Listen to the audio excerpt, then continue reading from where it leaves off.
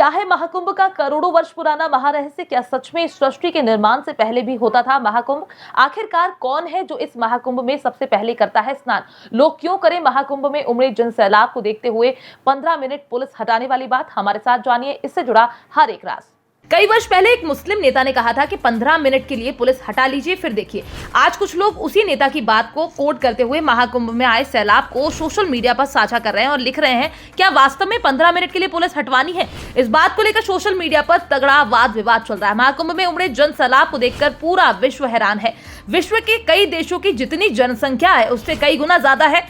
इस समय भारत के यूपी के प्रयागराज में लोग इकट्ठा हो चुके हैं। इस जनसैलाब को देखकर पाकिस्तान थर-थर कांप रहा है कि अगर शायद ये भीड़ पाकिस्तान की ओर बढ़ गई तो पाकिस्तान का क्या होगा। और वो नेता अपने कहे पर अफसोस कर रहे हैं कि अगर सच में 15 मिनट के लिए पुलिस हटा ली गई तो वास्तव में क्या होगा। खैर, इन सभी के बीच एक और भी बात है जो आजकल के युवाओं के बीच बार बार प्रश्न चिन्ह बनकर खड़ी हो रही है। हालांकि इस बात से कई लोग रूबरू हैं, लेकिन आज के युवाओं को इस बात की खबर नहीं। और वो ये बात है कि आखिरकार इस महाकुंभ का प्रारंभ कितने वर्षों पूर्व हुआ और क्यों हुआ, इसका सनातन संस्कृति में कितना महत्व है। इन सभी बातों को जानने के बाद आप भी कहेंगे महाकुंभ चलें, पुण्य फले। इस महाकुंभ को लेकर पौराणिक कथाओं में बताया जाता है कि एक बार की बात है, अमृत पाने के लिए देवताओं और असुरों के बीच समुद्र मंथन किया गया।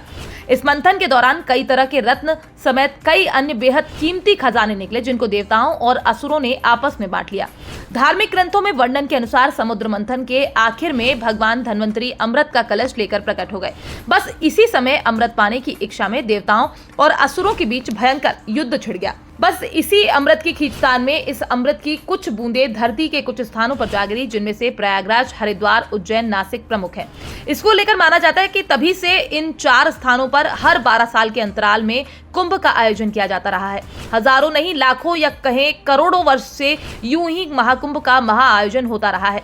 पूरे विश्व के लिए ये महाकुंभ ध्यान का केंद्र बना रहता है। इस महाकुंभ को लेकर कई वैज्ञानिकों के तर्क भी दिए जाते हैं।